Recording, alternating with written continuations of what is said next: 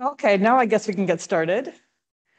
Good afternoon once again, everybody. Thank you very, very much for joining us today. We're a small group, but that's okay. It allows for those of you who are online to ask many, many questions, and this will be a little more interactive.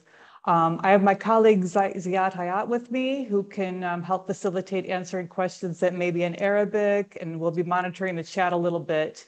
Because as you know, those of you who've done Zoom many times, monitoring a chat and doing the presentation is a little difficult to manage. So he will be helping me out with that today.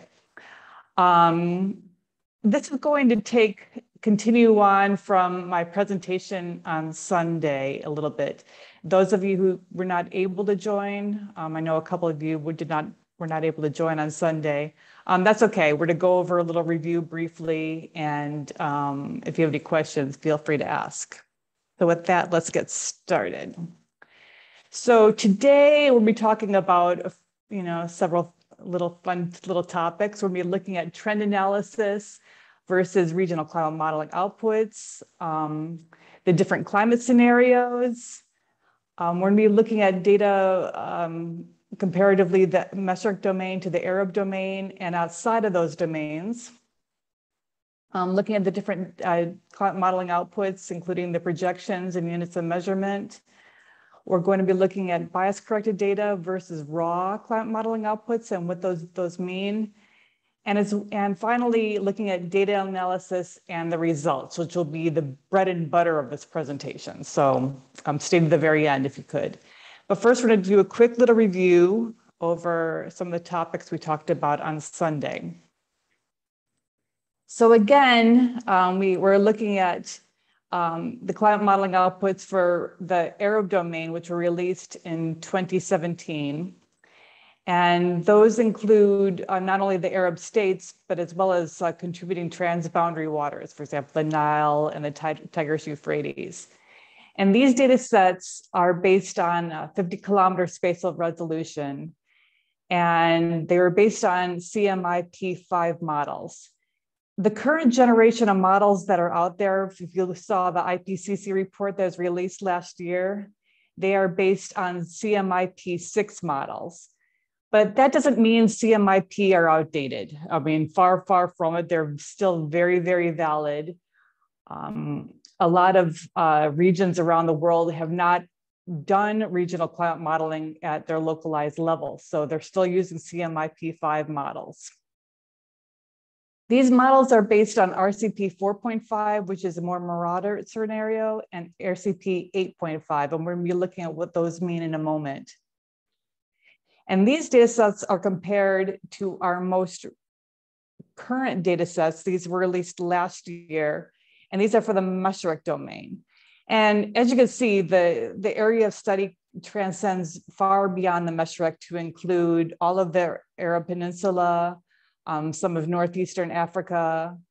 It goes into Turkey and into Iran for transboundary water related issues. So although we call it the Mashriq domain, it is, more appropriately called the Greater Mashriq. It goes definitely beyond.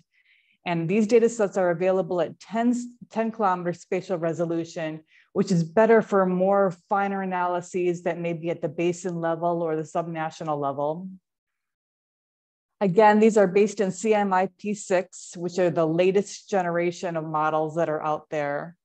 And they are based on the SSP 5 8.5 scenario. We're going to compare what the differences between SSP 5 8.5 and RCP 8.5 are.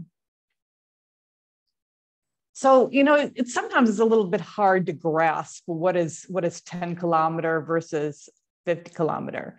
So here on the left, you can see kind of UAE and Oman. You can see data, which is the grid squares that are at 50-kilometer. And although this is great at a regional level, sometimes it fails to capture, the differences in topography, for example, the mountains in Oman and, coastal areas that may be here in UAE. So data at a 10-kilometer scale is better for this finer resolution. There is some questions on Sunday whether data can be modeled at a 10-kilometer scale. And I want to ensure you that these data sets were conducted by our partners at RICAR from SMHI, the Swedish Meteorological and Hydrological Institute, which is a global leader in climate modeling. And they definitely consider these differences in topography and these differences in landscapes. And they were done with, state-of-the-art supercomputers that are available there in Sweden. So you can have confidence in these results.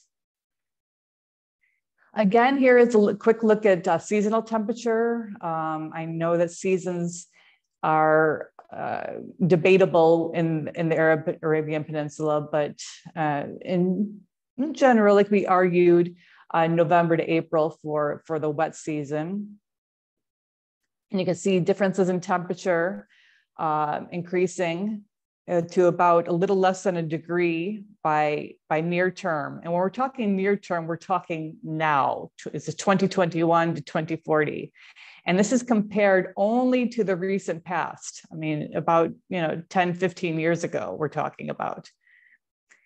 And then in the midterm, about 2041 to 2060, we can look at 2-degree temperature increases. Again, this is compared to the recent past. For the summer season, the drier season, you can see the temperature increases are approximately the same, but there is differences in spatial variability. So in general, they're increasing on average the same, but there are some differences. You can see there's lesser of a signal here along the coast, but a stronger signal up here into the Tigris-Euphrates of temperature increases. And again, this is near term compared to the recent past and midterm compared to the recent past.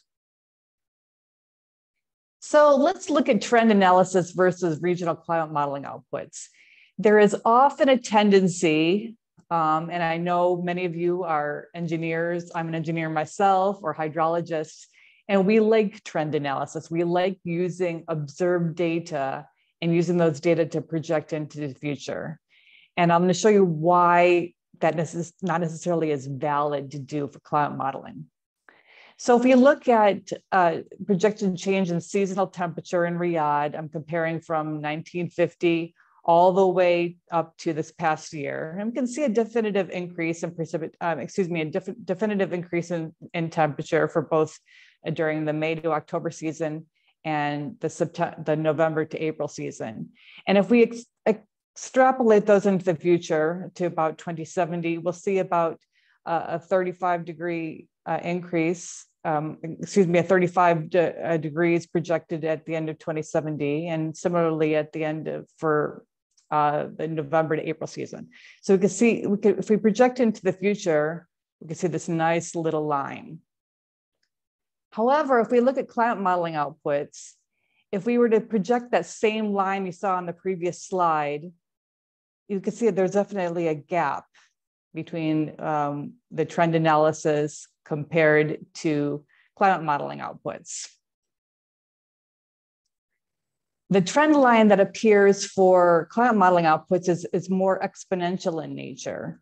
It has essentially a shock to the system at about the year 2030. And I know on Sunday, we had talked about this a little bit, that 2030 is about when we can expect temperature increases to have a more pronounceable change. So you can see there's definitely a differences in the projected temperatures between just linear trend analysis compared to climate modeling outputs.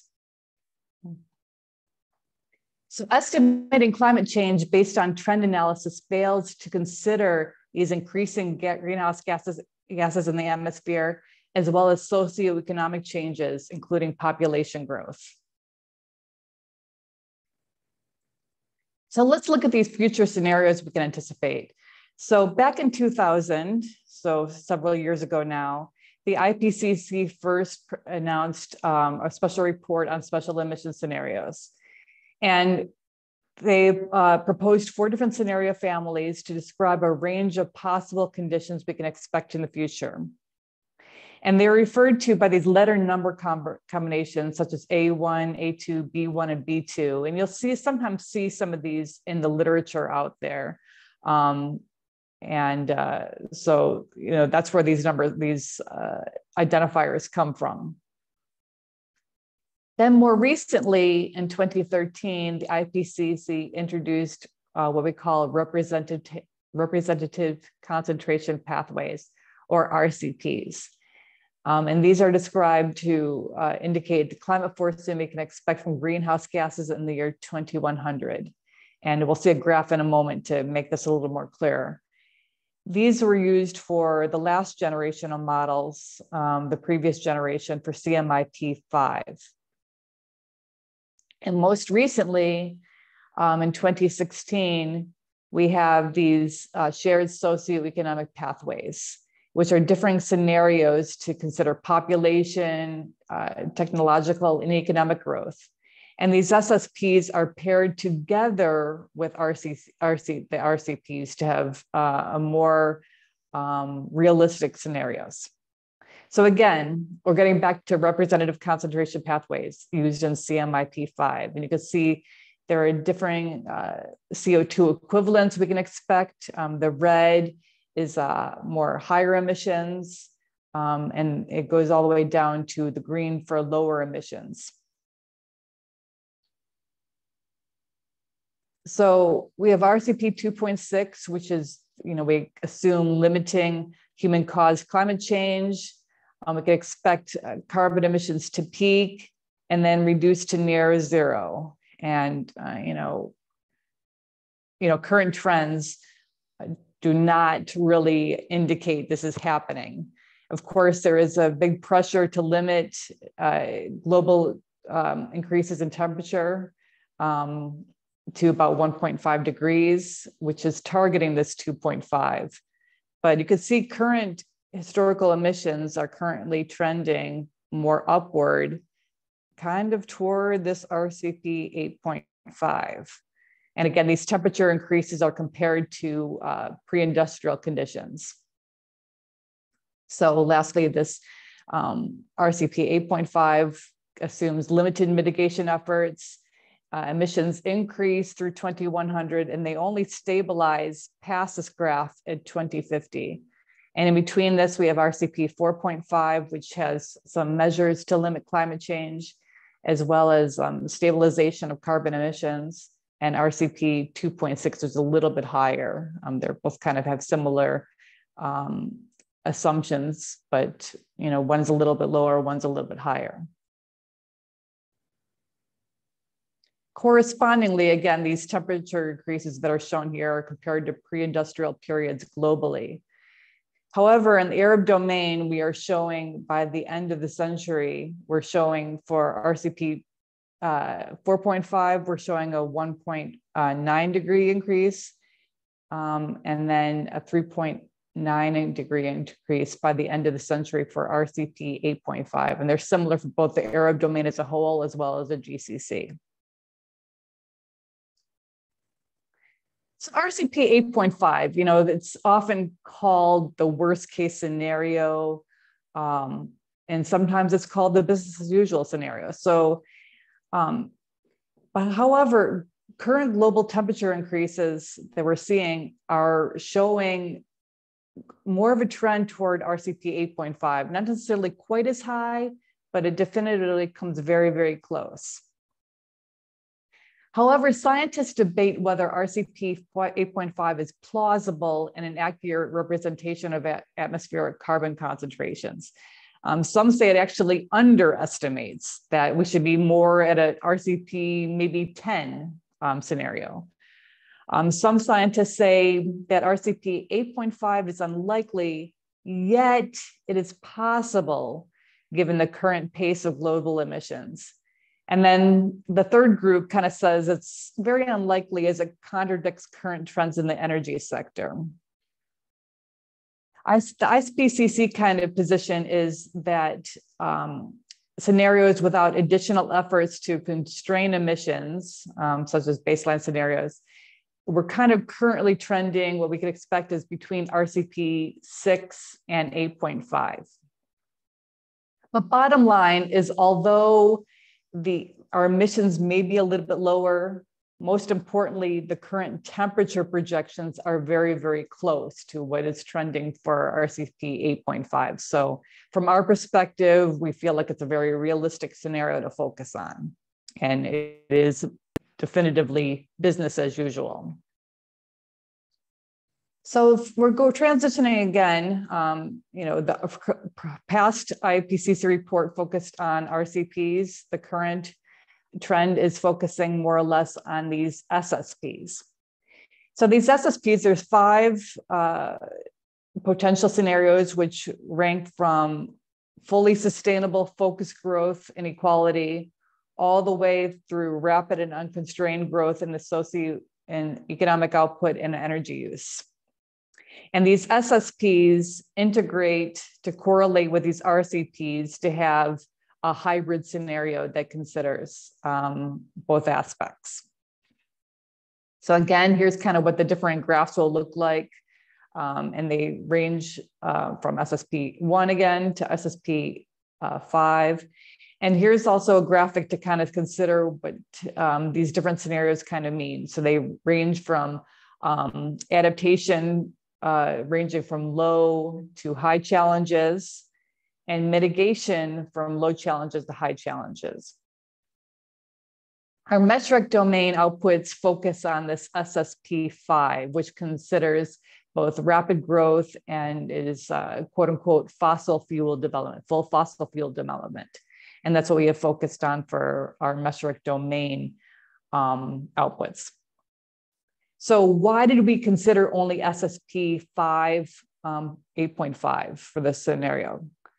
Well, for one, from ESCWA, we primarily focus on policy making, and we feel like it is important to focus on these higher end scenarios in the Arab domain for policy making. It would be not, appropriate to kind of focus on, more moderate, lesser scenarios, and then we're not prepared for the future.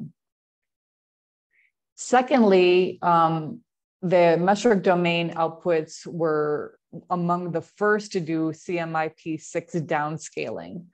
And the Cortex doctrine at the beginning for CMIP6 focused on SSP5 as well as SSP1 2.6 to have a full range of scenarios. And again, current trends do not show that SSP1 2.6 is happening. So we did this to respond to Arab domain requests as well as current Cortex and IPCC protocol. However, in response, because there is among researchers in particular to have a more moderate scenario, to have a full range of what we can expect in the future, we will have another set of metric domain outputs coming out in the near future. The modeling is commencing this year, and it will include a more moderate scenario, which is to be determined, potentially SSP3 7.0, which is actually what the IPCC believes is kind of a current trend. So what about those of you who may work outside of the metric domain? You are absent, but you are not forgotten. So again, here's the metric domain. And those of you who may do modeling or work here in the Maghreb region or elsewhere, you can also get high resolution data sets. They are available for you. We're actually doing a study here along the Algerian coast, and we are using other data sets that are high resolution. So a data set that is available is what we call the Euro-Cortex domain. And it was developed for Europe, but as you can see, it extends into Northern Africa, about midway south into Algeria and Egypt, this kind of horizontal line. And these data sets are, again, they're based on CMIP5 models, the last generation, but CMIP6 downscaling is currently in progress. They are available at 12.5 kilometer resolution And they also include bias corrected outputs, and we'll describe that more in a little bit later. These data sets are available. They're open source data sets. You can go online at cortex.org, and you can see any of these data portals that are available. It doesn't matter what data portal you go to. They all have the same data sets, particularly for Cortex. It's just a matter of personal preference. And we have documentation as part of our RICAR publications, which help describe how to get these data sets. So there are free open access data sets free to use. Again, we also have data for the MENO domain for raw climate modeling outputs, not bias corrected, which includes more climate variables also available for use. All of the MENO domain bias corrected outputs are on our data portal, which is currently being populated with those data sets. And again, if you have immediate need for those data sets, you can send a data request to our website. I guess my voice is not coming through. Better?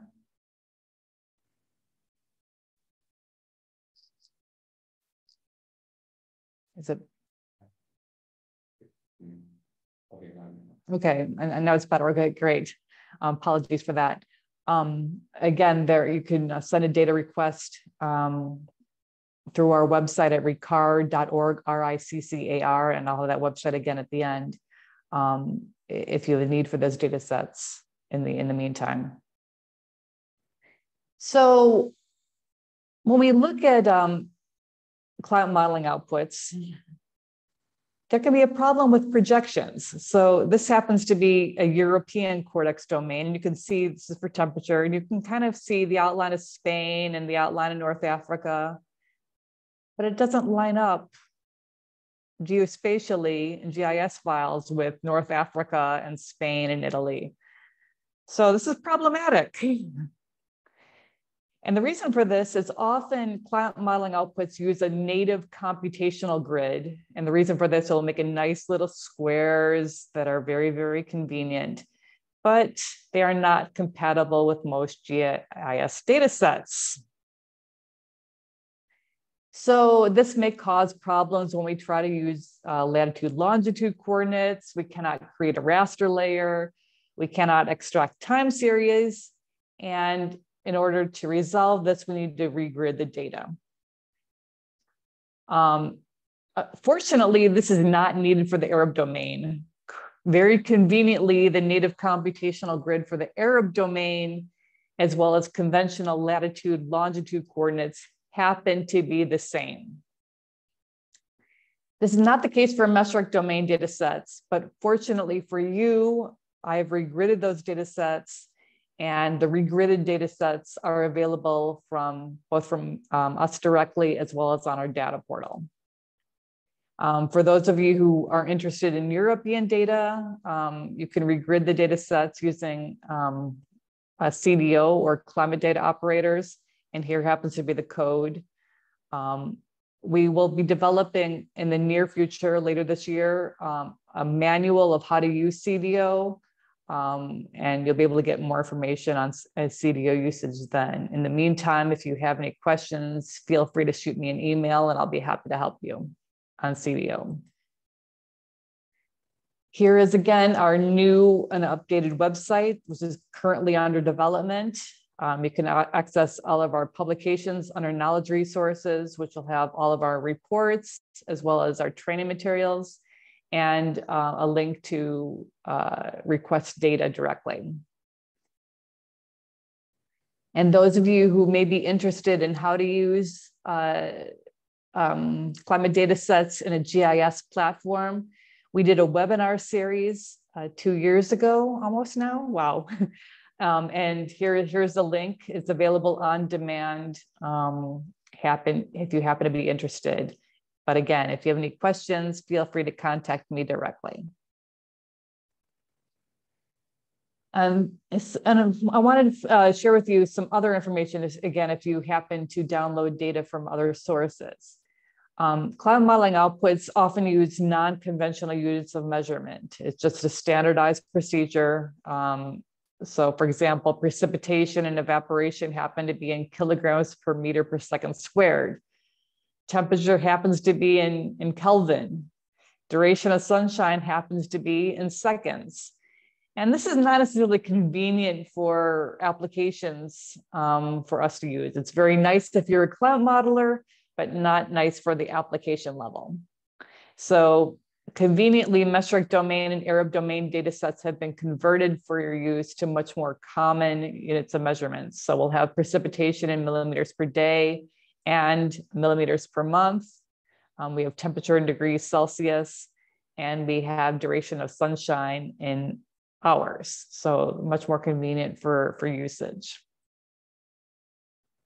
So what is the difference between bias-corrected outputs versus climate modeling outputs? Again, we have metric data available using for many climate parameters, temperature, precipitation, as well as the rest of these data sets, which are convenient for usage. And these top two are available as bias-corrected. And bias-corrected data sets have been integrated with gridded observational data sets. And the reason for this is it's suitable for hydrological studies. Hydrological studies, as most of you know, are very sensitive to temperature and precipitation. And for that reason, we've basically boosted a little bit the direct, quote unquote, raw outputs with these observed data sets to basically have the climate signal, the temperature and precipitation signals match much more with historical data to kind of improve the results a little bit. And again, that's more suitable for hydrological studies. And we also have data sets for climate indices such as consecutive dry days or consecutive wet days. And these are also derived from bias-corrected temperature and precipitation outputs. So kind of, again, regional climate modeling outputs that are bias-corrected. This is done because although climate models very well can simulate the future climate, they can show systemic biases. Sometimes they'll show areas that are drier than we can expect or areas that are wetter than we can reasonably expect. And these bias correction is done using quantile methods, which correct the complete statistical distribution of model variables. I have sometimes seen, particularly for hydrogeologists, who will have a tendency to say, oh, the climate modeling outputs, even though they've been bias corrected, or the raw climate modeling outputs, they really don't match historical data. Can I do some bias correction? Can I, kind of have a delta correction? That's not really bias correction. And that's really not an appropriate method to use. I mean, bias correction, looks at the entire domain to simultaneously do a correction using statistics and a long range data sets. And again, there may be differences between your observed data, but you could have confidence in the modeling outputs you're using. And although bias correction improves the raw climate modeling outputs, they're generally only used for hydrological, hydrogeological, and related impact studies because of this, their sensitivity to precipitation and temperature.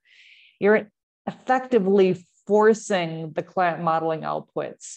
And, there's some areas of the climate modeling realm that, this is not a preferred method to use. So, and on top of that, if you're using climate modeling for other data sets, for example, we're getting into sand and dust storm analyses. These you cannot use bias-corrected data sets. You just basically have to use the raw data sets. So there is purposes for using raw data sets, and there are purposes for using bias-corrected modeling outputs. So here's where we're getting into probably the piece that is most relevant to you. Again, observed data versus historical regional climate modeling outputs. Bear in mind, climate models are just models. All of us have worked with models, and we know they don't always match reality. You know, for example, if we look at this hypothetical hydrograph, although model data may differ from reality, especially because our regional climate modeling outputs are available at a daily scale, you know, the climate modeling outputs is unrealistic for us to say on November 14th in the year 2030, we're going to have 15 millimeters of precipitation at our current location. That's really, really unrealistic. Those data sets are available at daily scale for your use. And again, they may not match exactly reality. Statistically, a 20-year ensemble does come very, very close to reality. And we'll talk about that momentarily. So for example, what is an ensemble? So we have all these models. For example, if we happen to have model A, B, all the way through model N, we look at the mean of these models over a 20-year period. And those match quite well statistically with observed data. We can choose a 20-year period depending on your need. For us at ESCWA and RICAR, we happen to follow what IPCC AR6 has recommended in their last report. The maps I showed you at the very, very beginning had a reference period from 1995 to 2014. And these were selected because historical models run currently through 2014. And we reported it for the near term, 2021 to 2040, as well as the midterm, 2041 to 2060. We do not have an end term because our models kind of focus more on the near future and mid future. So we do not have models that go beyond 2070. But if you happen to obtain models that extend further in the future, the end term is reported as 2081 to 2100. However, you may elect to use different periods of study. That's perfectly okay. And again, if you go back to our webinar series, we'll show you how to develop an ensemble. You can do that, or I could help you using CDO. But again, we happen to follow the IPCC recommendations to follow these periods.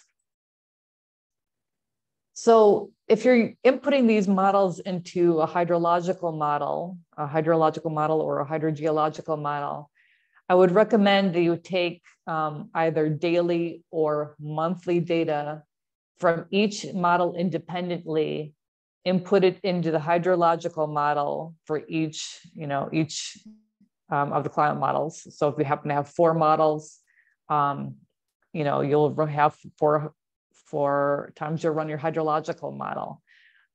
There's no magic number of models you should use. For the Arab domain, we only had 3 models. 3 is the recommended minimum.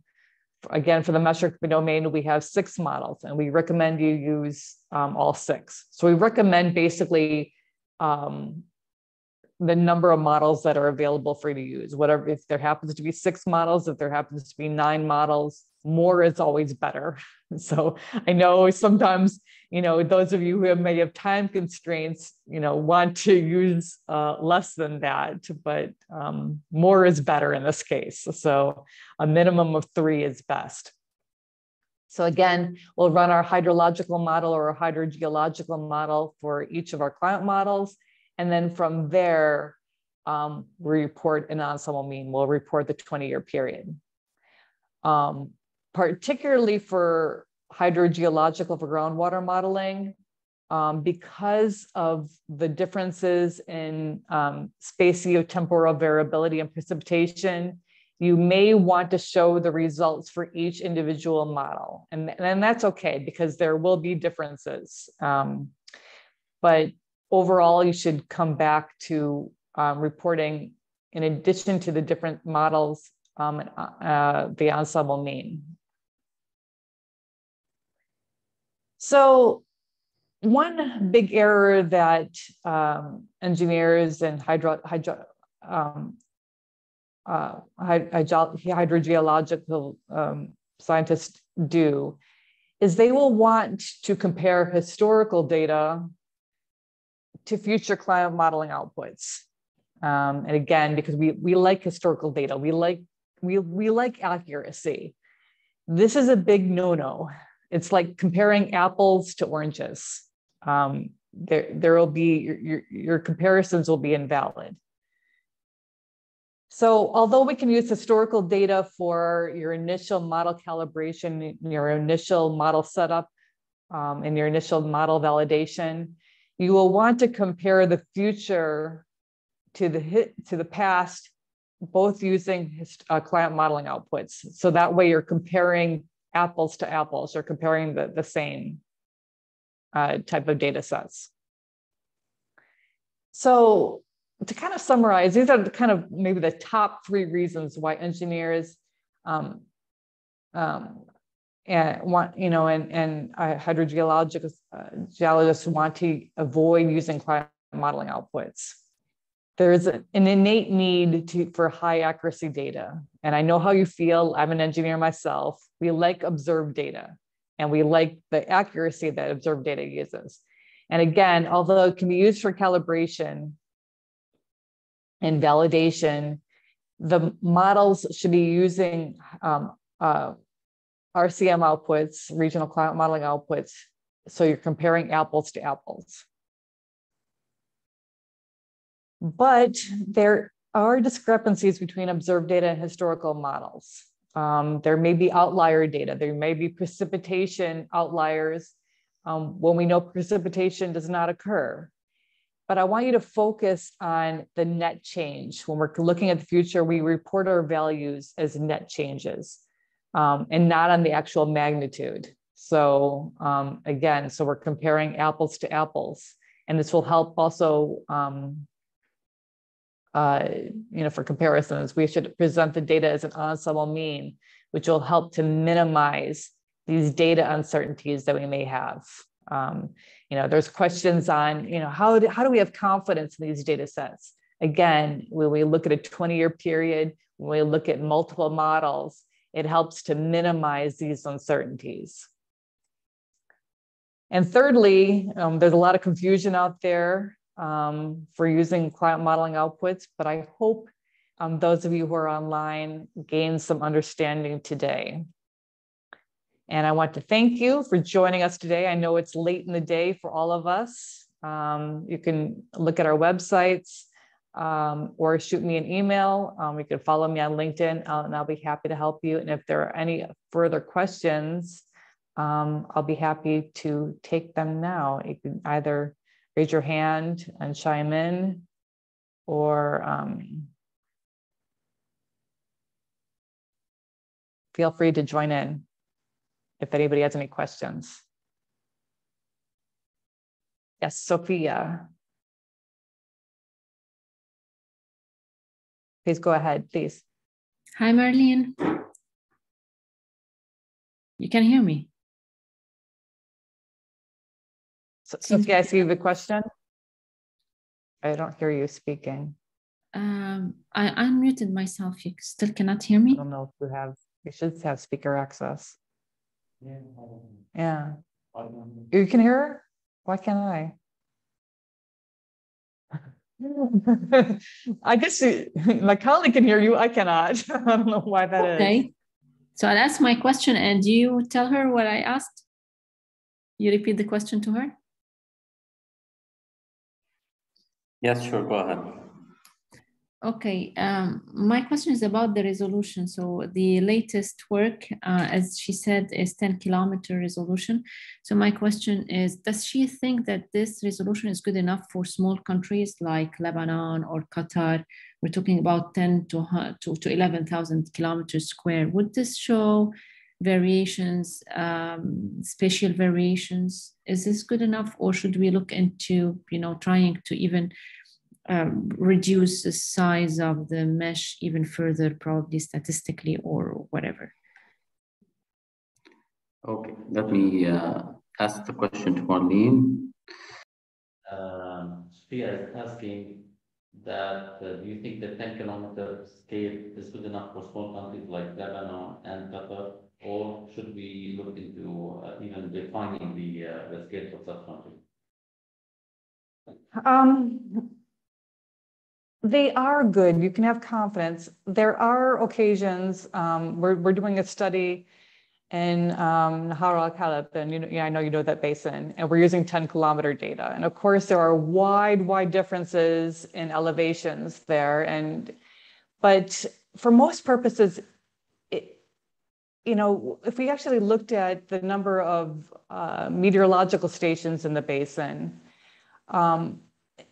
or in other basins, in a lot of cases, 10-kilometer data is actually more fine, particularly because we may not have meteorological stations available. So there is high confidence in the results. Now, of course, if you're looking at a very small basin with very wide differences in landscapes, 10-kilometer, obviously, there is some argument that people will go down to 1 kilometer, but on the flip side, there's many that believe that 1 kilometer is not even possible. So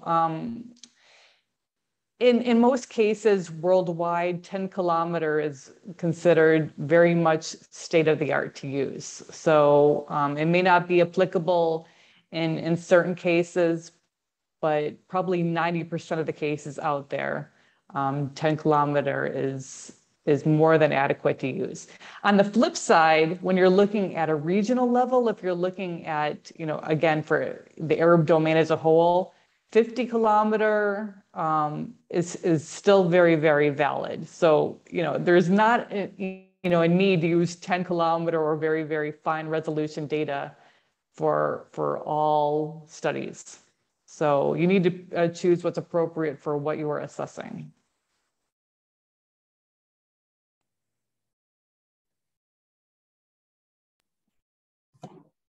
Does that answer your question, Sophia? Yes, of course. Okay. Thank her for me, please. Yes, she thanks you. Thanks. Any other questions? Oh, you can hear me now? And I apologize, I'm not unable to hear you. I guess it's maybe time for me to replace my earphones. They've gotten quite the usage over this past couple of years.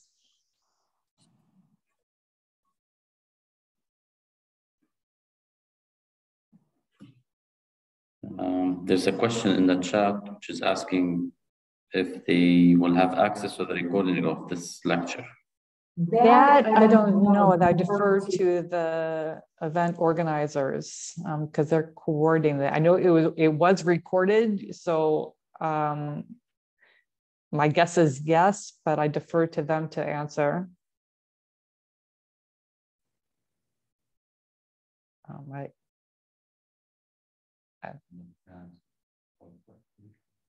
But always feel free. I mean, I'm happy to help. So if you have specific questions. I have one more question. I was going to raise my hand again, but I just found out that it is already up. Are there any?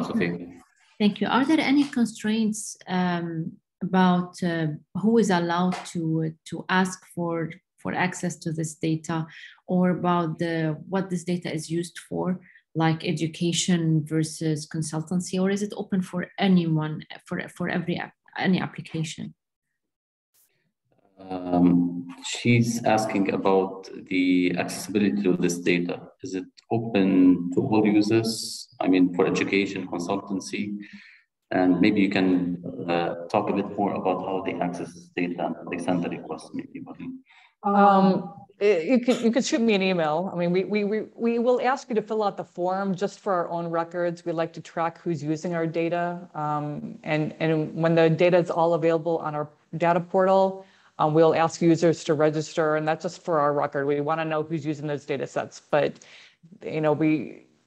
they're primarily intended for governments. I mean, we are a UN organization, but we will share it to consultants. We will share it to researchers. They are open source data sets, so we want them. On the flip side, we want to know what you're doing with those data sets. And if you happen to publish the information, we ask you to credit RICAR, and we may share your publication on our website. So it goes both ways, but we definitely want them used. I mean, we encourage climate change action, and climate change action often means quantitative analysis using climate modeling outputs. So it's definitely encouraged. Okay, sounds good. Thank you.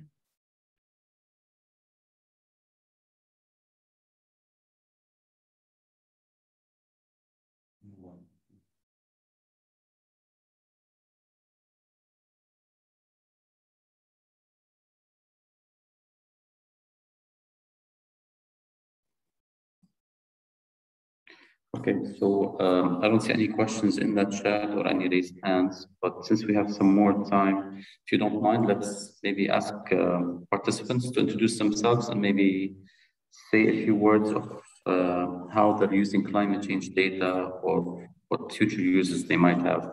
So let me start. I'll go through the list of participants, and I think everyone can unmute themselves, and then when I call their name. Abrar Habib. Abrar? Yes, assalamu alaikum. My name is Abrar Habib. I'm an assistant professor in the University of Bahrain, and I'm specialized in water resources and hydrology.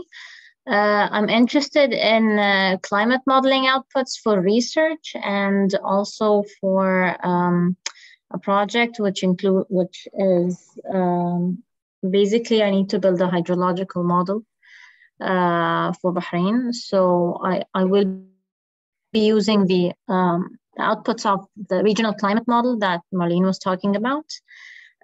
So yeah, and for other research purposes as well. So that's me. Thank you very much. Ahmed Zahrani. Ahmed Zahrani, could you try to unmute?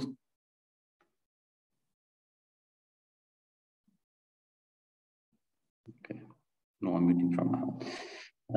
Ali Shaban.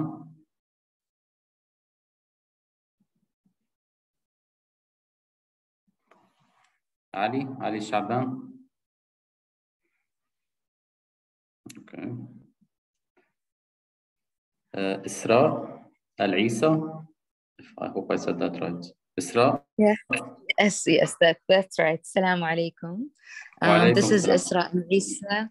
I'm a systems engineer, so I'm not a hydrology, I'm not working hydrology, but my research is on water resources. I basically do life cycle assessment on water resources, focusing on the entire water cycle from production, mostly here non-conventionally, through desalination and wastewater treatment.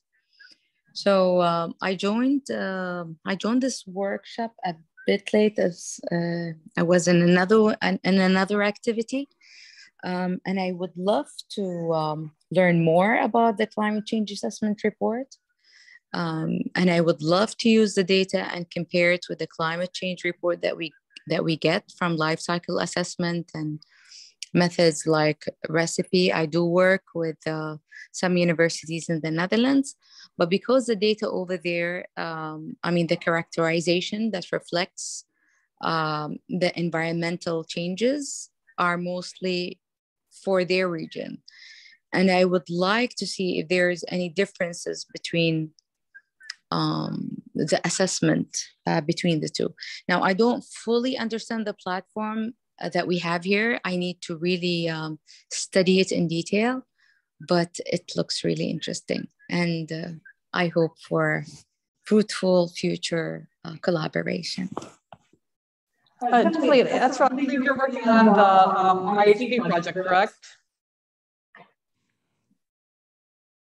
There was some echo, so if you can I'm sorry. repeat. I believe you're working on the IHP project you were discussing on Sunday, I believe. Yeah, I'm working with on the UNESCO. Yeah, so I mean, our data sets can definitely assist with that. I'm curious to what you're working on, what data set you're working on with the Netherlands. I think I just lost you though. Whether you were using Eurocortex data or another data set, but I'm definitely happy to help if you're still online.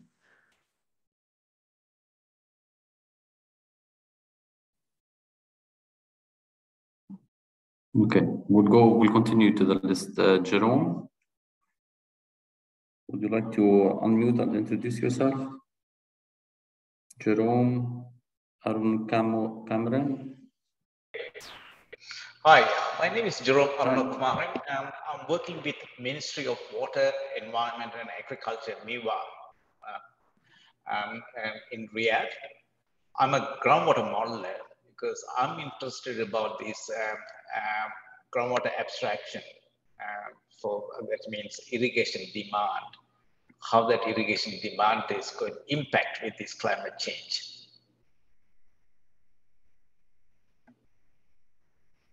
Well, that's fantastic. Yeah.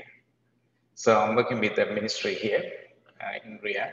So I attended the last day of the conference, the water conference. So I was given this link there. So it's interesting thing we have, because the thing you mentioned about this RCP 8.5, that we are going to have an increase in temperature, because I'm working in that Al-Juf area, right? That is it's a historical city next to the closer to Jeddah.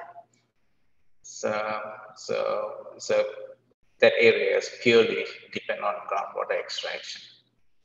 So because the thing is, this morning people have talked about how to estimate that, because the groundwater abstraction is an important input to the groundwater flow model, right? Because at the moment, how to calculate the groundwater extraction is a critical thing, because we are working on with the remote sensing data and different methodology we are implementing to estimate the groundwater abstraction. That seems great. Let me know if I can help you need climate data sets, and I can help you with those. Yes, please. I'll contact you. Thank you very much. Yeah. I'm sorry. I'm sorry. I left the meeting, and I'm sorry if I'm interrupting. No, it's fine. It was by accident. It just it took me out of the meeting, and so please let me know if it's a good time to answer. Yes, please go ahead. Jerome just finished, so it's a good time for you. Yeah, I've heard him finish. So, yeah. Oh, yeah. Sorry, Marlene. I'm sorry. It got cut off. So yes, I do work with the UNESCO Water Group, and I do believe for that too. The data, our climate change assessment report, would be helpful in that too. I do represent Kuwait. Oh, great. So I'm curious, because you said you're doing work in the Netherlands. I'm curious if you're using Eurocortex data or another data set? Yes, we're actually using their data sets. It's called characterization data sets, where we convert the pollutants into certain impact categories, like ozone depletion and climate change, particulate matter, fog formation, and we have many midpoint and endpoint categories that do reflect into the environmental impact categories, and some of them are social and economical as well. But we use their data sets, which are not so accurate. So I'm really glad that we have something that would reflect the region. Yeah. Okay, great. Let me know if I can help. Thank you. Yes, that would be great. Thank you so much. I'll be dropping you an email shortly. Thank you so much. Thank you. Next, Sophia, you've asked questions, but would like to hear more from you on your work and what you're doing. Yes, actually, I have another question, but I was waiting my turn. Marlene, can you hear me now? Yes. Oh, this is amazing. Okay, so my name is Sophia Ghanime. I'm in Qatar University. I'm a research associate professor, and I'm starting a work on modeling the water demand in Qatar. And here comes my question to you. The model's going to be calibrated and actually put together based on observed changes in water consumption and so on, be it residential or agricultural or whatever, with respect to the change in the weather. So the model itself is going to be based on observed data. Now, I was hoping to get future climatic data to be able to predict the future demand. And then my question, because you were saying that you cannot compare observed to model data, you'll be comparing apples to oranges. Now, do you think it's reasonable, it makes sense to use a model that is based and calibrated on observed data and put in it the projected climatic data to be able to project the climatic, the water demand? Does it make sense? Yeah, indeed, because the model, obviously you want it to, there's parameters you can calibrate in the model, whether it be, based on land use and everything else. So if you have observed data and you have, for example, discharge information as well, you can definitively calibrate your model using observed data. But ultimately, when you do the modeling, you should input the historical data from the regional climate modeling in order to compare to the future. Now, there are certain instances that may not be feasible. There may be wide discrepancies between observed data, particularly if they're looking at a very, very small basin like in Qatar. You may have to avoid doing any calibration and just focus on the model setup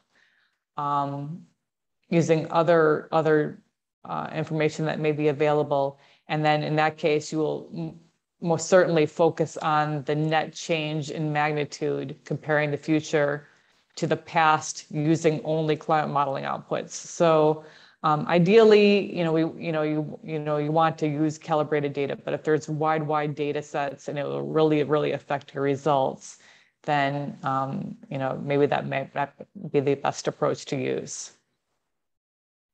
Okay, so if I got you correctly, so once I get the model that is based on real, actual observed data, after that, when I want to predict the change, let's say in the demand, I have to incorporate in that model the historical data and the future data, both based on models, right? Model results. Exactly. So that, right? Exactly. So that's why you're comparing, the same thing. If there is wide differences, especially if there's wide differences in the historical data from observations versus the historical data from the climate modeling outputs, if you project that in the future, you're not going to be comparing the same thing. So, but, feel free to set up your model based on observed data. I mean, we can look at your particular instance if need be that maybe that might not be feasible, but,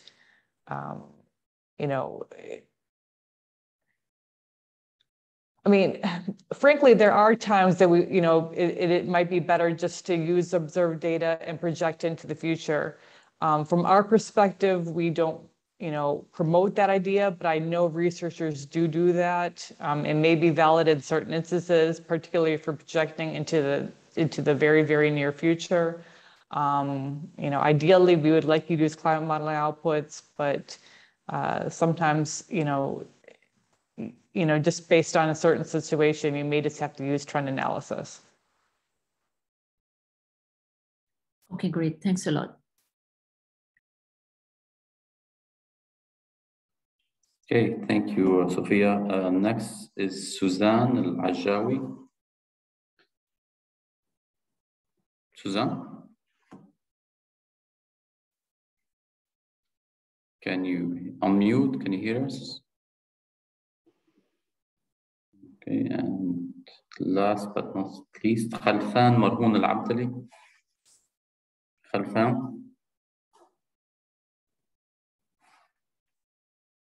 Okay, so if anyone can unmute and I guess, or would like to say something, this is your chance.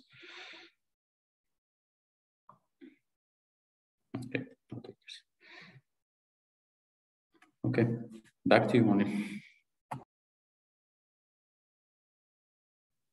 Well, I thank you again for joining again on this late day. And those of you who maybe have been attending the WSTA conference, I know you may be tired, but you know, feel free. I love helping out researchers and member states on climate modeling analysis. So feel free to contact me, and I'll be happy to help.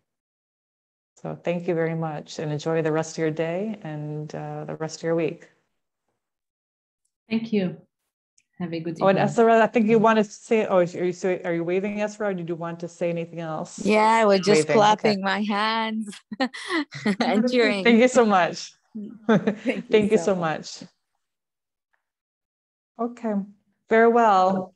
Bye, everybody. Bye-bye. Thank you. Thanks a lot, Bye. Ziad. Thank you so much. Thank you so much, both of you. Hello, Ziad. Can you hear me? Yeah.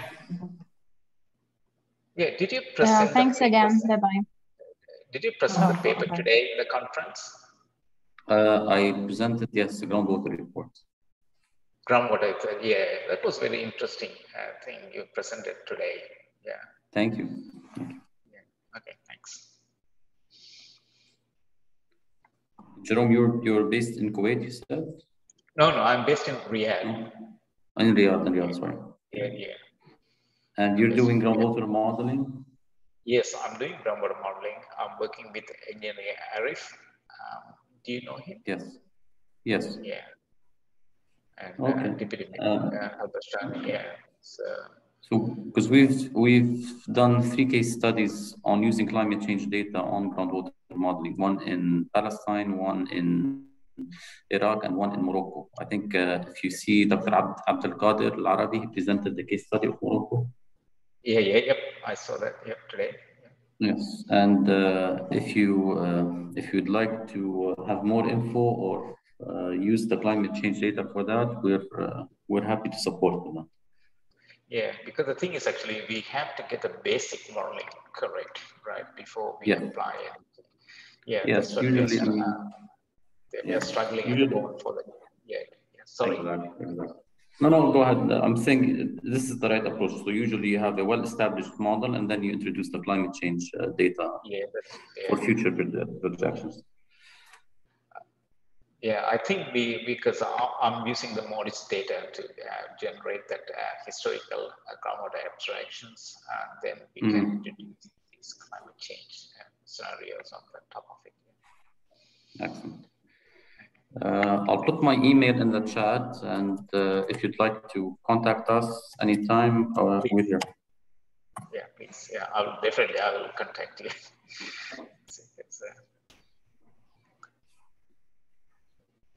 All right. Thank you. Thanks, man.